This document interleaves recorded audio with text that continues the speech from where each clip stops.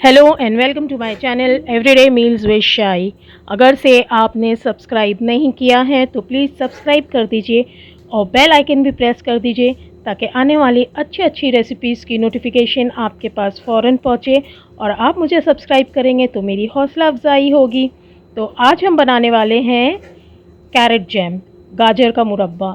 सर्दियां हैं तो उसमें तो गाजर बहुत आसानी से मिलती है और बहुत मज़े की गाजर ताज़ी ताज़ी होती है। तो हम बनाएंगे गाजर का मुरब्बा या कह लीजिए कैरेट जैम।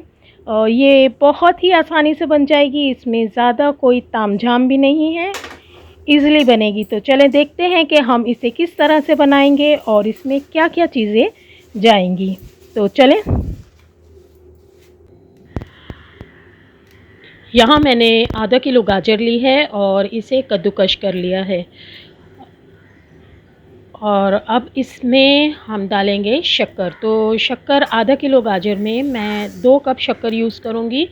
तो 1 कप शक्कर मैं अभी डाले दे रही हूँ और इसे खूब अच्छे से मिक्स करके हमें इसे कम से कम 1 घंटे के लिए रख देना है। और अगर से आपको ओवरनाइट रखना है तो ओवरनाइट भी आप इसे रख सकते हैं।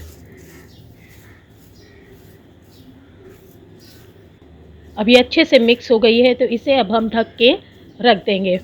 तो कम से कम 1 घंटे के लिए हमें इसे रखना ही है। और आपको अगर से ओवरनाइट रखना है तो ओवरनाइट भी रख सकते हैं। अब यहाँ इसे मिक्स करके रखे हुए काफ़ी देर हो गई है, 2 घंटे के करीब हो गए हैं। तो देखिए गाजर में से कितना पानी निकला है और शक्कर भी पूरी तरह से मेल्ट हो गई है। तो अब हम इसे पकाना शुरू करते हैं। तो उसके पहले हम इसमें डालेंगे 2 कप भर के पानी के डालेंगे हम इसमें और इसे अब हम पकाएंगे। तो पहले तो हमें इसे पकाना है तेज़ आंच पे, फुल फ्लेम पे पकाना है। जब इसमें बॉईल आने लगेगा तो हम चूल्हे की फ्लेम को कर देंगे स्लो और इसे ढक के पकाएंगे जब तक कि पानी जो है वो एकदम कम नहीं हो जाता है। तो फिर आगे उसमें दूसरी चीज़ें डालेंगे।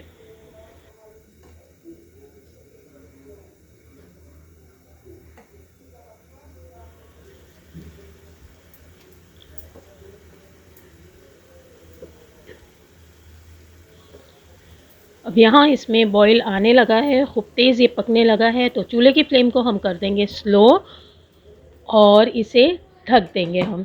अब इसे हमें ढक के स्लो फ्लेम पे पकाना है जब तक कि इसका पानी थोड़ा कम नहीं हो जाता है। अब यहाँ पानी काफ़ी कम हो गया है।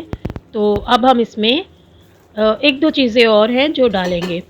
तो सबसे पहले हम इसमें डालेंगे इलायची का पाउडर। तो मैंने यहाँ आधा चमचा इलायची का पाउडर लिया है और वो डाला है। आपको अगर से इलायची का पाउडर नहीं डालना है तो ना डालें, लेकिन अच्छा एक फ्लेवर आता है इलायची का। और इसे खूब अच्छे से मिला लीजिए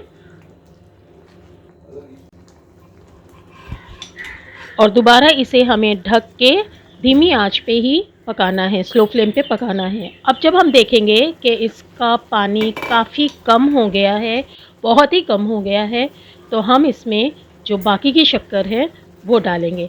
मैंने आधा किलो गाजर ली है तो इसमें मैं 2 कप नहीं 2.5 कप शक्कर डाल रही हूँ। और फिर इसमें अब हमें पानी नहीं डालना है, अब ये शक्कर ख़ुद घुलेगी। तो इसे अच्छे से मिक्स करिए और दोबारा हम इसे ढक देंगे ताकि शक्कर जो है वो नरम होके अच्छी तरह से घुल जाए और फिर ये शक्कर के पानी में गाजर पकेगी।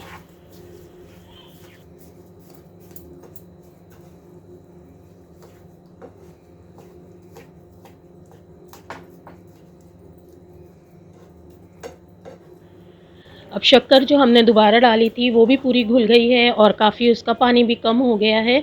तो हम इसमें डालेंगे नींबू का रस। तो यहाँ मैंने 2 चमचे नींबू के रस के लिए हैं और ये मैं इसमें डाल रही हूँ। और नींबू का रस डालना बहुत ज़रूरी है। अगर से आपके पास नींबू का रस नहीं है तो आप सिट्रिक पाउडर मिलता है, वो भी आप इसमें डाल सकते हैं। ये ज़रूरी इसलिए है कि अगर से आप ये नहीं डालेंगे तो शक्कर जो है वो क्रिस्टलाइज़ हो जाएगी, वो जमेगी और जमी जमी हुई मुँह में आएगी और आपका जैम जैम नहीं बनेगा, वो जम ही जाएगा और आप खा नहीं पाएँगे, वो बहुत शक्कर शक्कर मुँह में लगेगी। तो यहाँ पे अब ये देखिए पक रहा है और शक्कर जो है वो पूरी तरह से घुल गई है, उसका पानी भी ख़त्म हो गया है, लेकिन ये गाजरों ने जैम की शक्ल ले ली है, वो जमी नहीं है। तो इसे थोड़ा-सा और हम पकाएंगे कि ये और थोड़ी गाढ़ी हो जाए और फिर हम इसे चूल्हे को करेंगे बंद और इसे ठंडा होने का इंतज़ार करेंगे। और यहाँ पे ये जैम जो है वो एकदम तैयार हो गई है और अब ये ठंडी हो गई है तो इसे मैंने डिश आउट किया है और आपको मैं एक ब्रेड पे ये लगा के भी दिखा रही हूँ। ये बहुत टेस्टी जैम होता है और बहुत मज़े का लगता है। घर में बनाने का ये फ़ायदा है कि आप इसमें शक्कर अपने टेस्ट के हिसाब से डाल सकते हैं। आपको ज़्यादा मीठा चाहिए ज़्यादा शक्कर डालिए, कम मीठा चाहिए कम शक्कर डालिए।